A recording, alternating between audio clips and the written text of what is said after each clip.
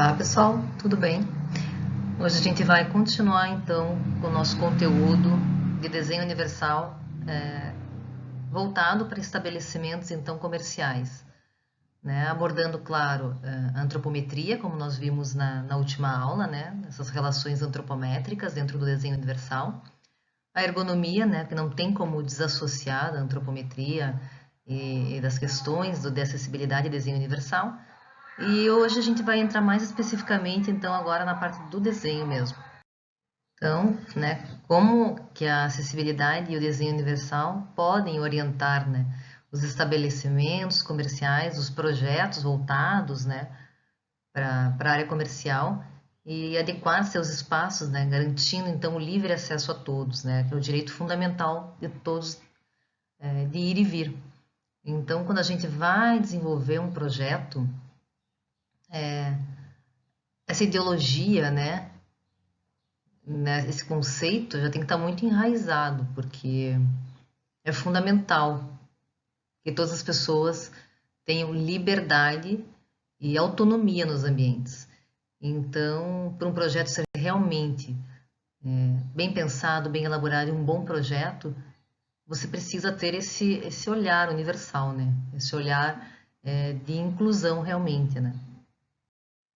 Então, como vimos na aula passada, né? Mas eu quis trazer esses dados para a gente fortalecer isso e entender realmente, né, o que significa deficiência,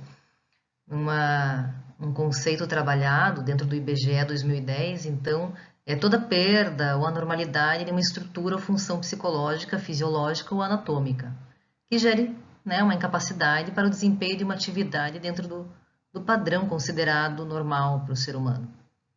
Então, existem várias deficiências, a visual, a física, a auditiva, né? A intelectual e tem a múltipla também, tá, gente? Que seria um ser humano que tivesse mais de duas deficiências, por exemplo, três. Então, assim, são dados do IBGE que trazem que a grande parte, né, é deficiência visual, a maioria, né, 58%. Depois vem a deficiência física, depois a auditiva e, por último, a intelectual. E aqui a gente traz os tipos de deficiência e a diferença entre deficiência e mobilidade reduzida. Então, deficiência física, né, visual, auditiva, né, intelectual, múltipla. E de mobilidade reduzida, então, seriam as pessoas obesas, pessoas com andadores, gestantes, né, idosos, pessoas com carrinho de bebê, mulheres grávidas, pessoas com muletas. Para a gente entender que o desenho universal ele não atua somente na atmosfera da deficiência realmente, mas sim da mobilidade reduzida. Por isso que abrange a humanidade inteira, né? Essa inclusão de todos os seres possíveis, né, para o ambiente. Ter essa otimização. E nessa aula, especificamente, a gente vai ver, então, como funcionam as rampas, os pisos, as portas e elevadores, corredores, balcões de atendimento, provadores, né, de lojas de roupa, por exemplo, caixas de autoatendimento, padarias e beauty centers, né, os salões de beleza, spas, enfim. Para a gente conseguir avançar um pouquinho mais na objetividade do projeto comercial. E aqui, então, a gente começa com as rampas. As rampas, elas, a gente já viu, né, em alguns materiais, né, que eu trouxe nas outras aulas, mas a gente tem que entender que a partir do momento que nós temos um dente, né, no piso, ou né, uma sobressalência que atua mais, né, do que o previsto na normativa, né, que é os 5 centímetros, a gente já vai ter que fazer um chanfro, né? A gente já tem que fazer um chanfro de 1 por 2 e trabalhar, né, com esse deslize, então. E, e aí é só para a gente, né, reforçar. A gente já havia visto essa imagem. Então, as rampas, largura mínima 1,20. Aqui como mostra a figura, né, eu tenho uma largura mínima de 1,20, eu tenho meu cadeirante, assim, consigo ter um bom espaço, né, para ele transitar. Quando não existirem paredes laterais nas rampas, então a gente trabalha com os guias de balizamento, né, que seriam esses dentinhos aqui nas laterais. A gente sobe um pouco, né,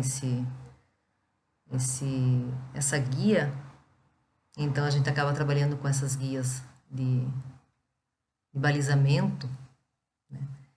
E os guarda-corpos, lógico, né, com altura ideal, corrimão, trabalhar com as duas alturas, como nós já vimos, né, 70 centímetros e 92 centímetros.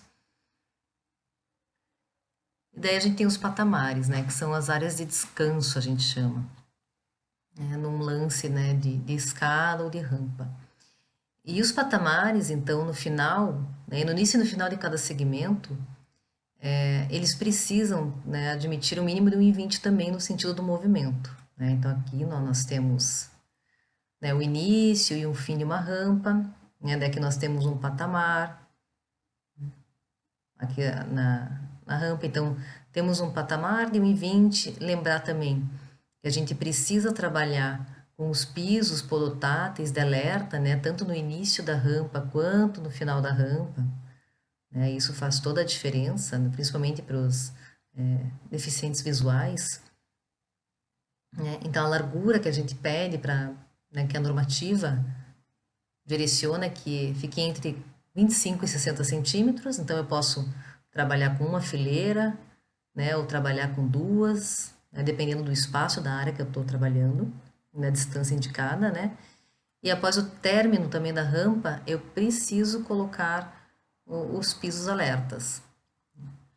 Aqui a inclinação da rampa a ser trabalhada, né? Ela tem aqui a sua nessa tabela, mas a inclinação transversal também não pode ser maior do que 5%, tá, gente? Essa inclinação, vamos dizer, né? É transversal, vamos dizer. Perdão. A transversal, 2%, tá, gente? E a longitudinal, que é no sentido da rampa, realmente, os 5%. Então, quando a gente está projetando uma área externa, a gente pode trabalhar até uns 3%, essa inclinação nesse sentido, no transversal, e a área interna, 2%. E no sentido longitudinal, que é no sentido da rampa, trabalhar com 5%. Tá? Outra questão, né, de corrimão, assim, é que ele tem que avançar um pouco depois da finalização, pelo menos uns 30 centímetros, né? Ele tem que sair um pouquinho, ter uma extensão ali de uns 30 centímetros. Que seria nessa imagem aqui, por exemplo, está errado, ele está finalizando bem no final da rampa. Teria que avançar uns 30 centímetros para depois da rampa ainda, né? Que é o ideal. E é onde eu vou instalar também o meu piso tátil. Aqui também um alerta, né, que deverão existir sempre patamares próximos das portas e bloqueios. E as rampas devem ter inclinação de acordo com os limites estabelecidos na norma ABNT-NBR 9050/15. Então, essa inclinação ideal 5%. Tá? E aí, em alguns casos, assim, quando a gente tem, de repente, um segmento só de 1 metro de rampa, a gente pode chegar até 6,25%. Tá? Uma inclinação um pouquinho mais íngreme, assim, mas é pouca coisa, tá, gente? E se nós temos, de repente, 80%, né? Nosso segmento é de só 80%, de 80 centímetros. Por exemplo, eu tenho um segmento aqui que é só 80 centímetros de rampa, eu posso trabalhar com uma inclinação até um pouquinho maior, até uns 8%, tá? Mas aí eu tenho que ter um máximo só de 15 segmentos de rampa nesse sentido, dos 80 centímetros, com uma inclinação um pouco maior, porque senão fica muito cansativo para o idoso, para o cadeirante, né, para a pessoa com mobilidade reduzida ou para o deficiente. Então, o ideal realmente é 5%, que seria a rampa ideal, tá? A inclinação ideal. Aqui nos desenhos, então, a gente vê nessas situações ali da que eu trouxe, né? A inclinação da rampa, né? A largura de 20 centímetros, né? A instalação dos pisos alertas, né? Aqui, né? A extensão de 30 centímetros do corrimão. Aqui já de uma vista um corte, né? Uma vista frontal da rampa para a gente ver as alturas de corrimão de 70 e 80 centímetros, 70 e 92 centímetros, né? Os guias de balizamento. E aqui, né, mais uma na normativa que traz que não pode haver sinalização tátil de alerta em patamares de escadas e rampas em geral, cabendo ao corrimão contínuo servir de linha guia para orientar a circulação, tá? Salvo nas seguintes situações. Então, a gente não coloca na extensão da rampa, por exemplo, piso tátil, tá?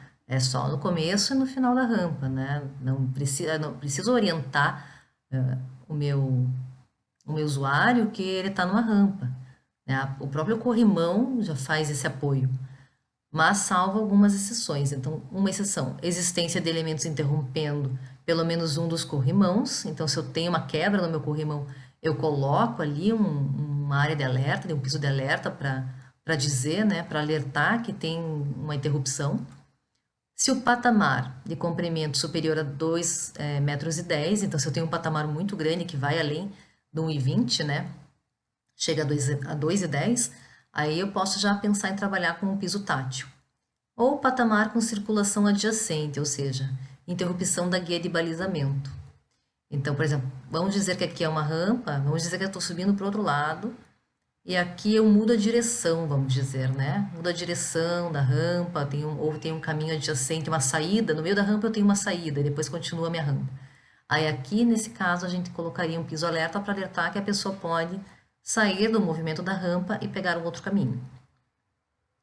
Então, assim, pessoal, de rampa, eu vou deixar essa tabelinha disponível, né, os desenhos, para quando vocês forem trabalhar com as rampas, né, nos projetos, vocês terem esse material de consulta. Lembrando que a NBR 9050/15 tem muito mais informação de escada, rampa e circulações, tá? A vertical, né, circulação vertical. Tá bom, pessoal? E daí, assim, nós estamos falando em pisos táteis, né? E como é que funciona o piso tátil, né? Então, eles têm algumas reivindicações básicas, eles precisam ser antiderrapantes, né? Qualquer situação de piso, em área comercial, assim, tem que ter, né, uma estabilidade, assim, ser antiderrapante, de ter o PI 5, né, de alta resistência, de preferência. Então, e daí os pisos táteis mesmo, né, as guias, eles têm que ter um relevo contrastante, né, em relação ao piso adjacente que você vai colocar, né, que você vai trabalhar na obra, né, no edifício. E eles têm que ficar muito claros, né, muito perceptíveis para as pessoas com deficiência visual, assim, conseguirem, né, sentir a diferenciação de relevo, né, do piso. Então a cor também é interessante que seja contrastante, né, para que fique bem clara, né, a distinção entre o piso escolhido e as guias realmente de piso táteis, e atender características, né, de acordo com a normativa da NBR 16.537. Então, existem os dois sentidos do piso, né, o piso tátil direcional, que é aquele que direciona, né, ele vai ser instalado no sentido do deslocamento do usuário, né, e tem largura entre 25 e 40 centímetros. E o tátil de alerta, que ele é utilizado para situações de alarde mesmo, né, que envolvam risco de segurança, desníveis, né, quando vai chegar perto de rampas, ou escada rolante, porta de elevadores, né, locais que podem haver riscos de queda. Aí você vai colocar o piso tátil direcional e quando chegar próximo a algum desses elementos, você coloca o piso tátil de alerta, né, para alertar que ali tem um obstáculo, né, a ser considerado. Então, ele também pode ser colocado, né, numa faixa de 25 centímetros em locais que tem um pouco tráfego, e locais de muito tráfego já ajustar uma largura mínima de 40 centímetros, tá, gente? Então, ali no desenho a gente tem, né, a diferença, né? Um é em linhas, outros são em bolinhas, piso de alerta em bolinhas. E ali nas imagens à direita, então, a mudança de direção é um alerta também, né? Então, ele tá se deslocando ali com um piso tátil direcional, e nós temos duas faixas de piso alerta, para mostrar que tem um outro atalho ali, que tem um outro caminho, né? Que muda a direção. E ali embaixo mostrando só um outro tipo de piso podotátil, né? Que é em alumínio, feito no próprio granito, assim, provavelmente um shopping. Vou trabalhar com essa questão do design, tá? Então, piso tátil, basicamente para espaços assim comerciais, é isso. Esse cuidado que tem que ter, assim. E chegamos então no item portas. As portas, elas precisam ter informação visual, gente, tá? Que fique entre 1,40 e 1,60.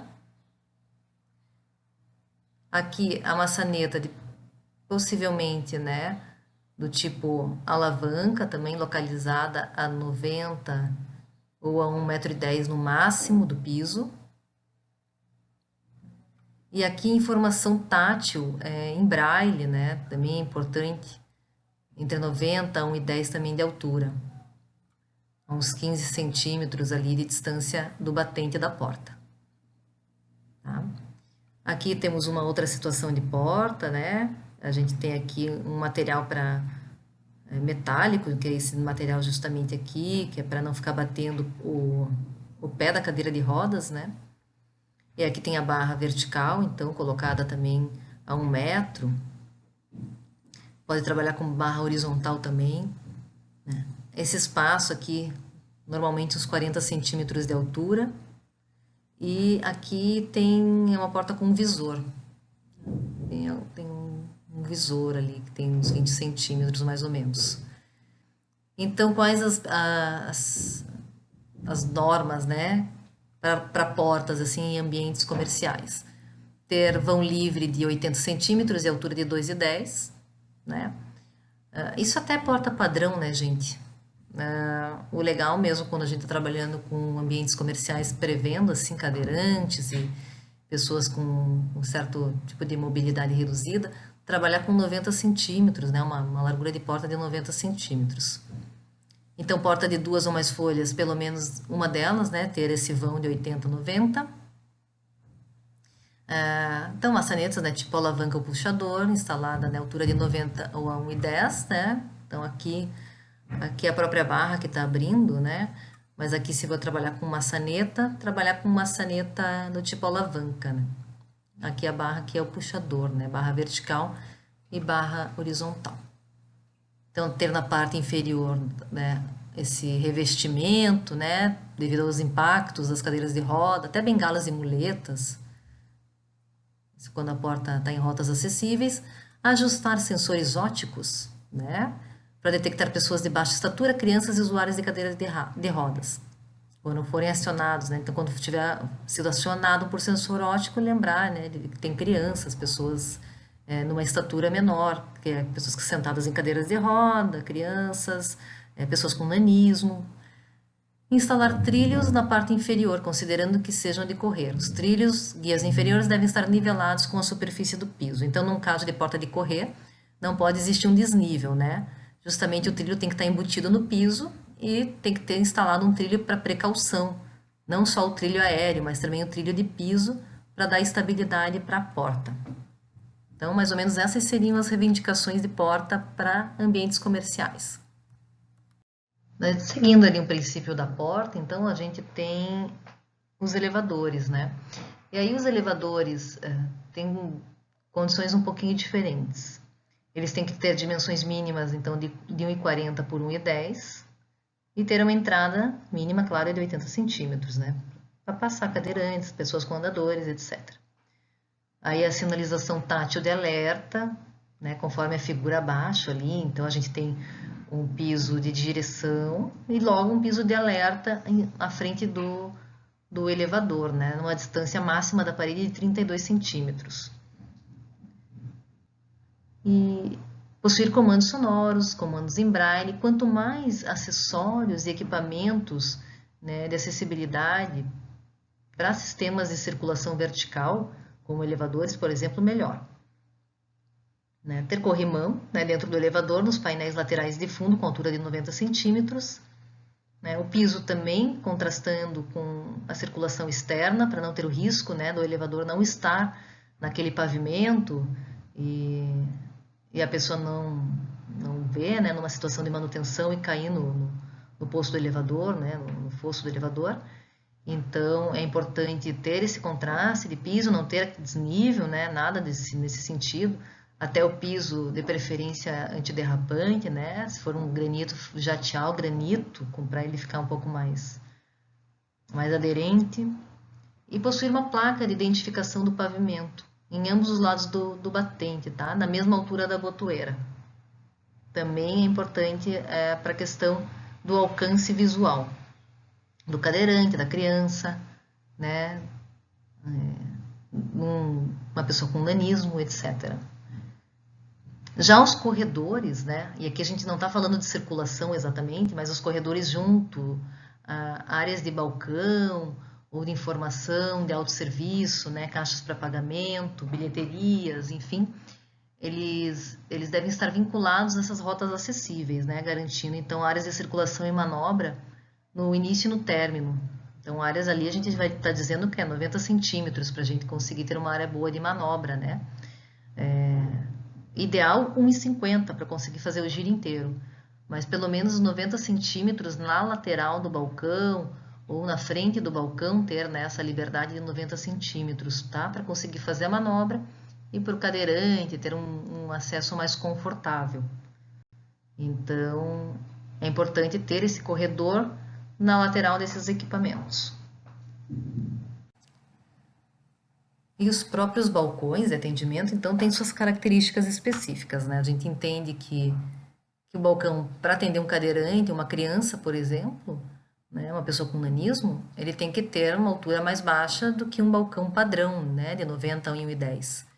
Então, a gente faz um balcão mais baixo, onde a parte interna ali, inferior, tenha 73 centímetros do piso. Tá?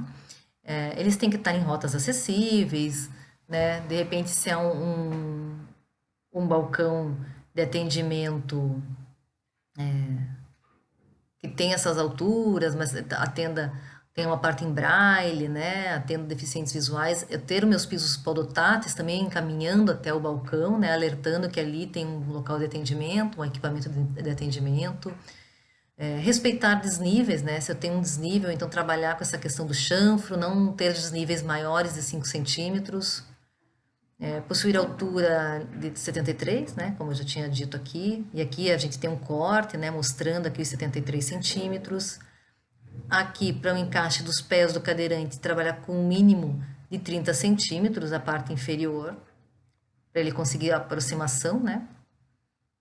Se eu não tenho essa aproximação frontal, somente a aproximação lateral, eu tenho que lembrar que eu tenho que ter meu corredor de no mínimo 90 centímetros, também para essa aproximação lateral. Se a aproximação é frontal, eu tenho que ter pelo menos 1,20, tá? De aproximação, mas o espaço deve ser até um pouco maior para a gente conseguir fazer a manobra, né? Para o cadeirante conseguir fazer a sua manobra. Leitura visual, né? Se tivermos informativos, outras questões de comunicação visual, estar a 1,15 de altura e até 30 graus superior e 30 graus inferior, possibilitando a leitura. Num cadeirante, de uma criança, enfim. Aproximação lateral da mesma forma. Tem 1,15 aqui de altura, 30 graus superior, 30 graus inferior. E no máximo trabalhar com quase todos os elementos que a gente possa, né? Os pisos podotáteis, os informativos em braille, né? Os balcões já configurados dessa forma, já no início do projeto, para não ter que engembrar depois, né, gente? Fazer algum tipo de de adição depois, né? Então já trabalhar com o balcão pensando nessas possibilidades. E aqui a gente tem então as imagens de balcões, né? De hotéis, aeroporto, para acessibilidade. Eu trouxe alguns espaços, né, ambientes específicos para trazer algumas informações.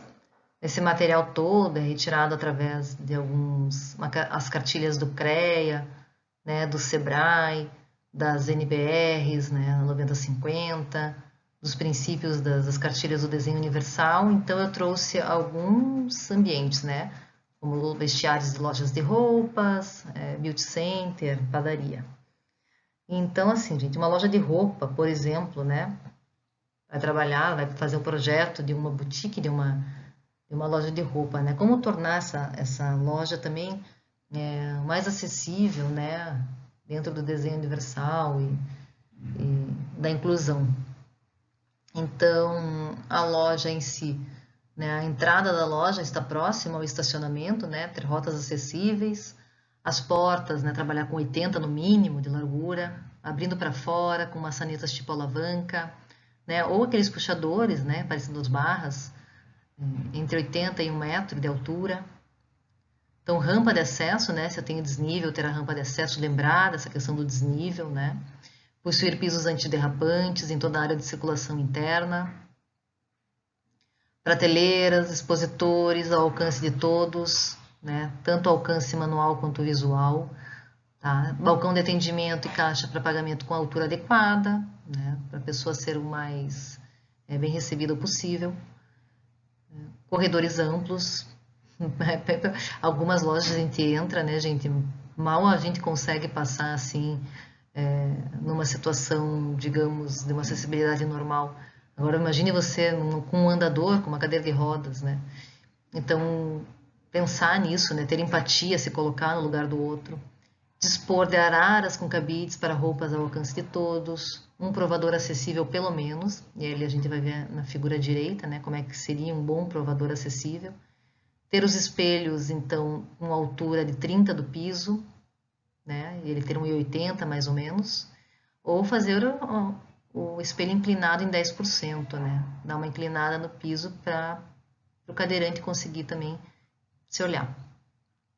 E aí o provador, né? É interessante que pelo menos um deles tem a área de giro dentro dele, então 1,50, né? A gente trabalhar com um diâmetro ali de 1,50, né? Para fazer o giro.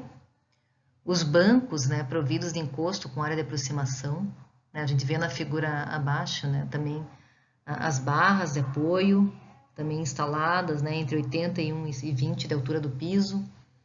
Um espaço de 30 centímetros junto ao banco, né, para garantir a transferência do usuário de cadeira de roda. Então, eu tenho o banco, tenho um espaço de 30 centímetros, né, uma área de aproximação para fazer essa transferência. E as cabines possuírem espaço para a troca de roupas, né? De uma pessoa deitada, de repente, porque se ele está sozinho é mais ou menos assim que vai funcionar, né? O banco, ele vai praticamente deitar no banco para fazer a troca da roupa, tá? Então, pelo menos um vestiário de uma loja de roupas acessível deveria ter esse tipo de situação.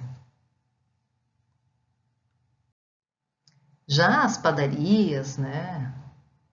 Que tem uns serviços assim de autoatendimento também, a mesma situação, né? Estarem próximas a um estacionamento, né? Seja próxima à entrada principal, tenha uma rota acessível. As portas, trabalhar com 1,20 de largura, abrindo para fora, né? Com maçanetas alavanca ou puxadores, né? Entre puxadores tipo alavanca também, ou puxador tipo barra, em 81 metros, da mesma forma, né, em outros ambientes comerciais. A rampa de acesso, piso antiderrapante, então continua quase seguindo a mesma lógica, né? As prateleiras, expositores ao alcance de todos. Então trabalhar de repente com essas dinâmicas de prateleiras, né, com alturas diferenciadas. Aí contemplar áreas de aproximação, frontal 1,20, né? E as circulações ali no mínimo 80 centímetros entre as gôndolas, por exemplo. Nos caixas de autoatendimento, lembrar que a aproximação frontal é 1,20, a aproximação lateral deixar um corredor, né, de 90 centímetros. E o balcão, então, de autoatendimento, né, com as alturas adequadas. Para o beauty center, né, os salões de beleza, então, mesma situação inicial ali, né, piso antiderrapante, estar localizado próximo a estacionamentos, quando tiver desnível, trabalhar com rampas, e os tipos de puxadores, circulações, né, então essa lógica vai seguir de forma universal. Daí ter as pias, né, para lavagem do cabelo em um local com cadeira removível para o encaixe da cadeira de rodas, tá? Possuir portas de 80 de largura, abrindo para fora, né? Então, segue, né? Com alavanca, com as barras, um lavatório suspenso com altura máxima de 80 centímetros, possuir um piso antiderrapante, né? Os expositores de venda e prateleiras também têm que ter alturas diferenciadas, que sejam acessíveis, né, a todos. Trabalhar com as áreas de aproximação que a gente já conversou, ter um sanitário acessível pelo menos, barras de apoio e louça dentro das normas, né, da NBR 9050, e o balcão de atendimento também com as medidas, né, projetada de forma acessível. Então, assim, pode ver que a maioria segue os mesmos protocolos ali de início, né, com algumas questões mais singulares de cada ambiente. Tem que estar atento às normas, né, ao bom senso, né, a questão da experimentação também, né, você trabalhar com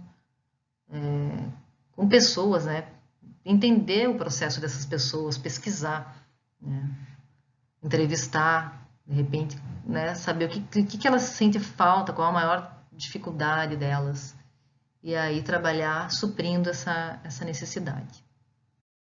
Daí, para a gente finalizar, os caixas de autoatendimento. Praticamente vamos combinar em conversar aqui sobre os caixas automáticos, né, de banco. Então, esses caixas de autoatendimento, né, até que tem outros caixas de informação, né, em shoppings e aeroportos. Mas eles precisam ter, então, um equipamento para cada tipo de serviço, né, por pavimento, e eles devem garantir um posicionamento para aproximação lateral, se possível frontal também, lembrando que a gente tem que ter os 30 centímetros na parte inferior, no nicho, né? Ele tem que ter uma altura da área de ação ali de 75 centímetros, mais ou menos, do piso até a área de ação ali do caixa automático. E assim, trabalhar sempre, né, que possível, com o maior número de elementos possíveis, né? O braille, elementos sonoros. Ali na figura abaixo a gente vê, né, uma campainha, que é um elemento sonoro, né, indicando ali que a agência tem autoatendimento para cadeirantes, então a simbologia ali muito clara. A porta, né, com a barra de 80 a 1,10 ou a 1 metro máximo do piso, na verdade. E ali na segunda imagem, né, a gente vê um erro, né, ele tem uma aproximação frontal, mas eu não tenho nicho de 30 centímetros embaixo, então ele tem que esticar todo o braço, uma situação bem desconfortável.